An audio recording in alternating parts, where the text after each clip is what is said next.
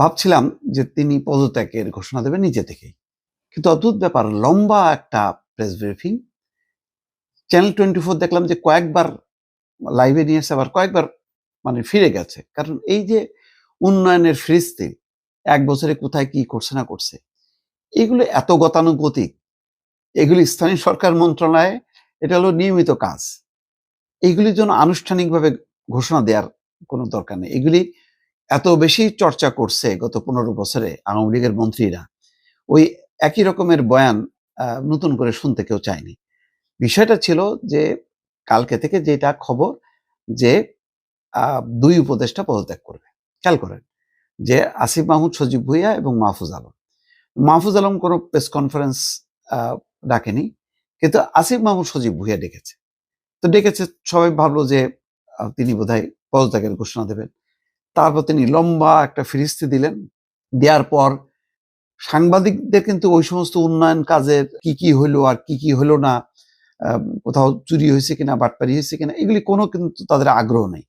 তাদের বারবার প্রশ্ন ঘুরে ফিরে যে আপনি পদত্যাগ করছেন কিনা। আর আসিফ মাহমুদ, সজীব ভুঁইয়া বলছে যে এটা আমি বলবো না, এটা সরকারের বিষয়, সরকারের প্রেস উইং থেকে এটা জানানো হবে।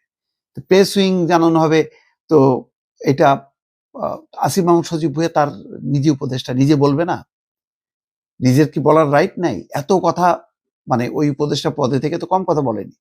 বলছে না ভারতের সাথে সব চুক্তি বাতিল হয়েছে, আরো কত রকম কথাবার্তা বলছে যেগুলি সরকারকে বিব্রত করছে, কিন্তু মূল কথাটা বলেনি। তারপর দেখেন দলে যোগ দেওয়ার বিষয় চূড়ান্ত সিদ্ধান্ত হয়নি। এটাও বা কেমন কথা? এনসিপির সাথে এরকম সম্পর্ক, সেটাও কেন বললো না? আবার বলছে যে কূটনীতিক পাসপোর্ট ফেরত দিয়েছে। আলামতগুলো তো পরিষ্কার যে তিনি পদত্যাগ করবেন। তো এইটা মুখ দিয়ে বলতে এমন কি বাধা ছিল, এটা আমি বুঝলাম না। তাহলে এই প্রেস কনফারেন্স কি সবাই আসছে উন্নয়নের বয়ান শুনতে?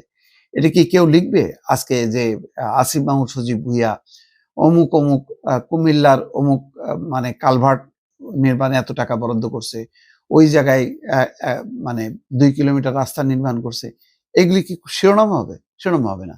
এখন দেখেন ওই যে সবগুলো শিরোনামটা কি, লম্বা সময় যে বিষয়ের উপরে কথা বললেন একটা লাইনও নাই। আমি টেলিভিশন যে স্ক্রলগুলো দেখছি তাতে বলা হচ্ছে যে পদত্যাগের বিষয়টি সরকার থেকে জানানো হবে, এখনো নির্বাচন করবেন, এখনো কোন এনসিপিতে যোগ দেবেন কিনা সেই সিদ্ধান্ত তিনি নেননি, তিনি কূটনীতিক পাসপোর্ট ফেরত দিয়েছেন, সব এইগুলি তার ওই উন্নয়ন লম্বা ফিরিস্তি কিন্তু কেউ শোনেনি, এবং এটা নিয়ে কোনো শিরোনামও হয়নি, কেউ স্ক্রলও করছে না।